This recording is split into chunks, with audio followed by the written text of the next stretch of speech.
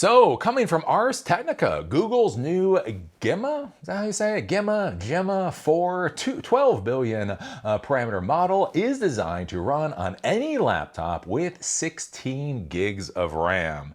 So I think this is an interesting story because I am a fan of architecture, right? I got my MCSE in NT4 back in 2000 or whatever, and I just like to see how systems can get built. What is the best way to build an overall system to provide performance at the resource utilization that you can actually afford? Right?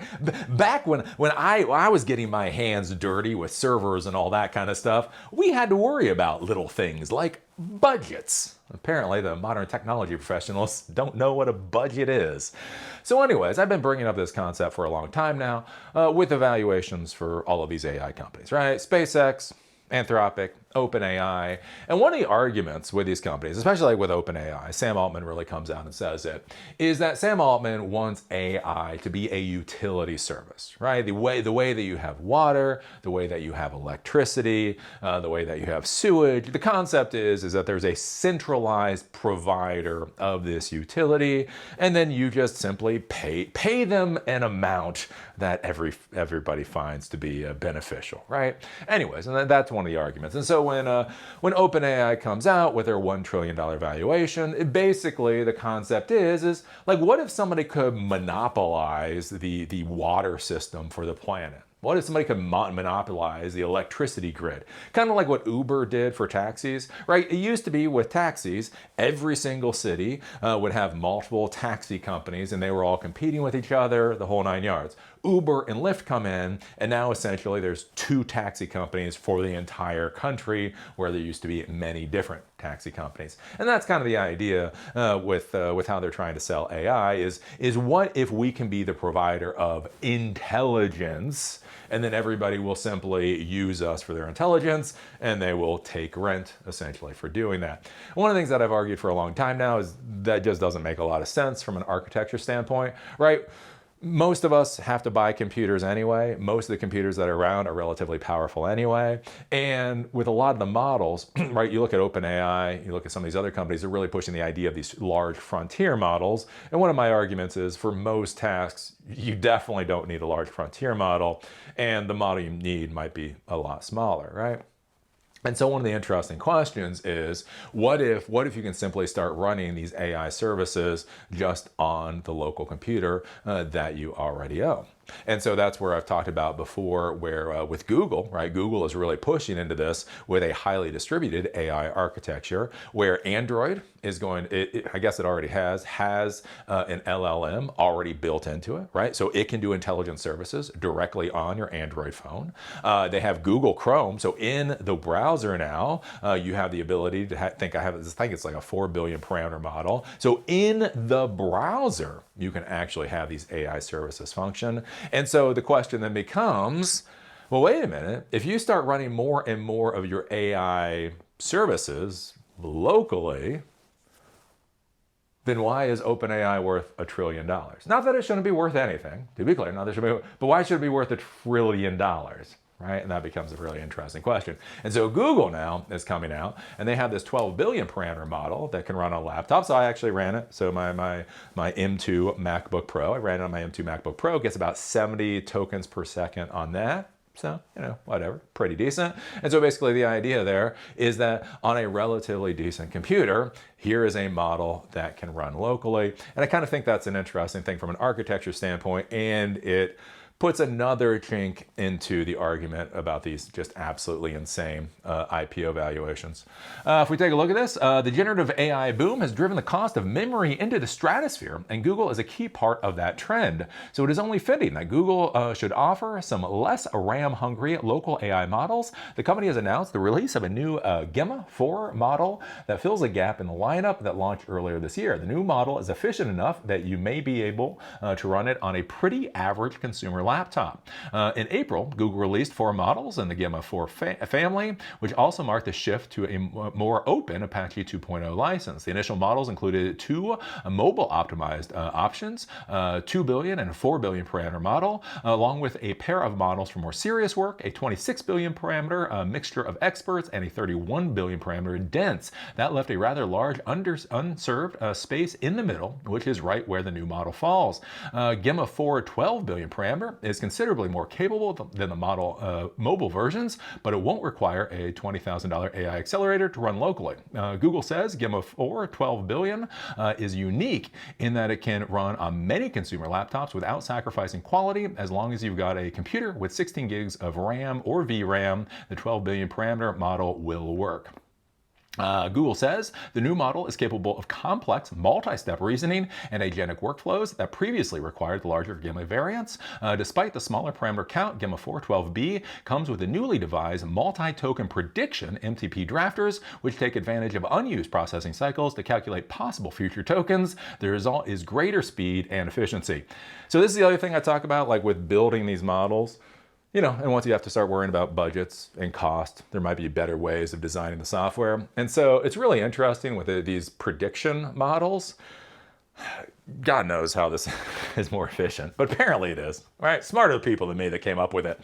So when you come up with there's coming up with the tokens, and that burns a certain amount of cycles.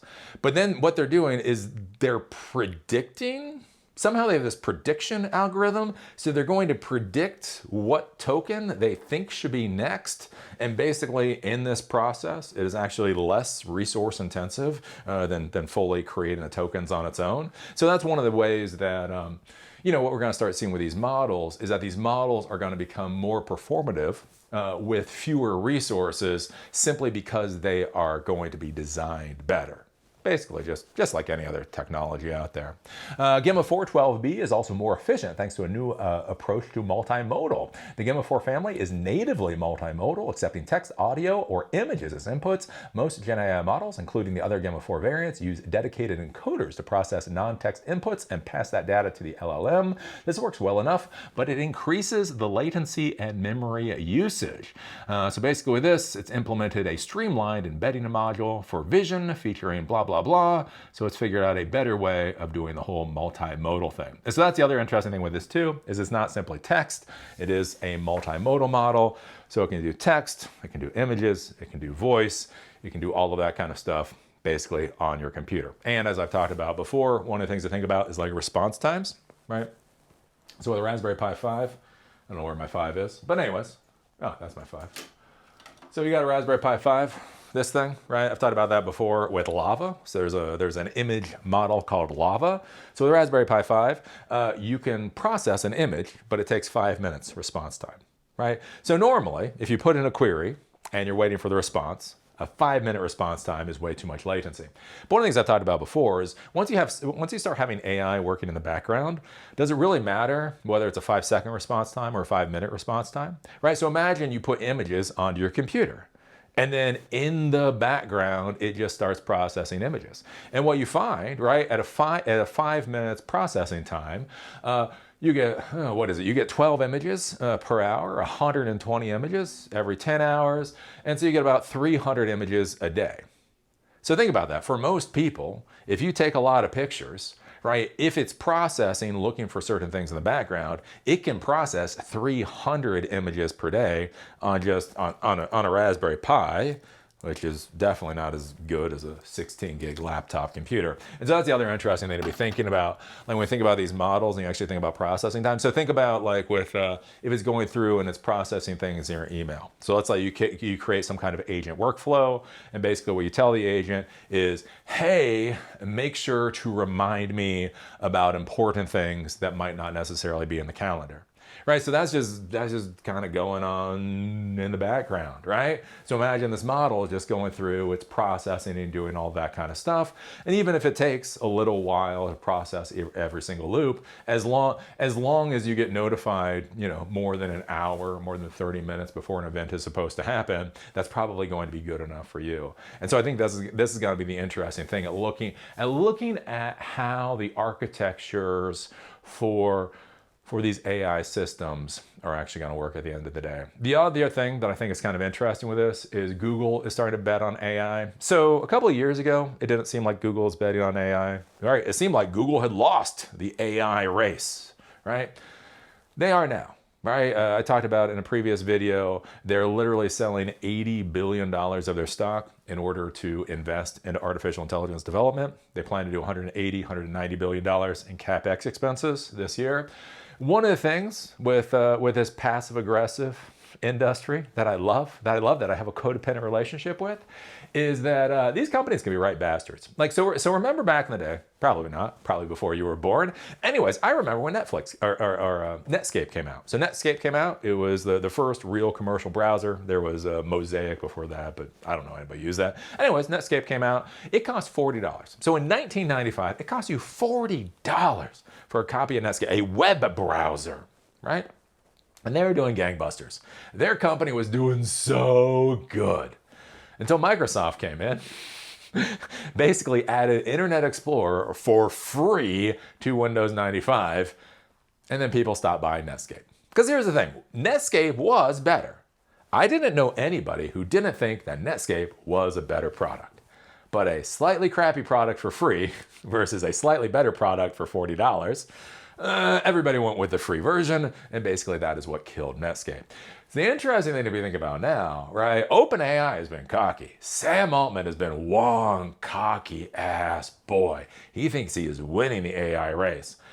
Well, now that Google is really pivoting to try to be an AI company, OpenAI is their competitor. So if Google starts embedding AI, LLMs, models directly into the Android operating system, they start embedding it directly into Google Chrome. They start giving a version that can run on most people's laptops. On top of that, they add connections directly into Google, and we're all using Google anyway, right? And then you look at OpenAI, who supposedly is trying to IPO for $1 trillion. $1 trillion, yeah. Does that shit make any sense? Does it? No, it doesn't make any sense, does it? Well, why is somebody going to think this company is worth $1 trillion when this other company over here is giving away all the products for basically free? Yeah, it's kind of like, think about it if, Sam Altman came out and gave that whole utility spiel, like it's gonna be like a utility. But think about if he was like trying to sell essentially oxygen. Yeah, we're gonna become the utility for oxygen. And you're like, but it's planet Earth. That doesn't really work here. We've all got oxygen. Actually, I shouldn't give them any ideas. Oh, things might get bad. You know what I'm saying? Like what if he tried to become the utility for like the next oxygen, right? That would be stupid. Like oxygen just exists one way or the other here. I do wonder with this AI stuff, with this AI technology, if AI isn't basically like oxygen, right, in the technology world, that it simply exists. Trying to put that $1 trillion price tag on a tech company that really only does AI, does that make any sense? So anyways, I don't know. Have you played with Gemma 4? Is it Gemma 4? Is it Gemma 4? I don't know. Put your thoughts about my pronunciation down below. Remember the days when we also used to be just locked in our server rooms. Didn't matter how we pronounced things because nobody talked to us anyway. I remember that. I remember the human resources lady. She was adorable. We had the cutest human resources lady. Anyways, I was in the server room one day. I was doing work. And she knocked on the door. Had to answer a question. And then we were sitting there. And she was, I don't know, I said something about the employees. I was just saying like something. And I just remember, like, she looked at me. She was gorgeous. Anyways, she just looked at me with this bright, smiley, this fucking gorgeous face. She's like, Eli, yeah, that's why we leave you in the server room. She literally fucking shut the server room door on my face. The human resources lady did that. Remember those days? Yeah, I remember those days too. Anyways, so I'm not sure how to pronounce this. I am sure you will let me know how to pronounce this. What do you think about all this? I don't know, really. I am curious to see how this AI disaster is going to play out. I don't know. Put your thoughts down below. If you like these episodes, you want them on Spotify or on Apple Podcasts, there's a link in the doobly-doo. If you want to follow me on LinkedIn, there's a link down there too. With that, see y'all later.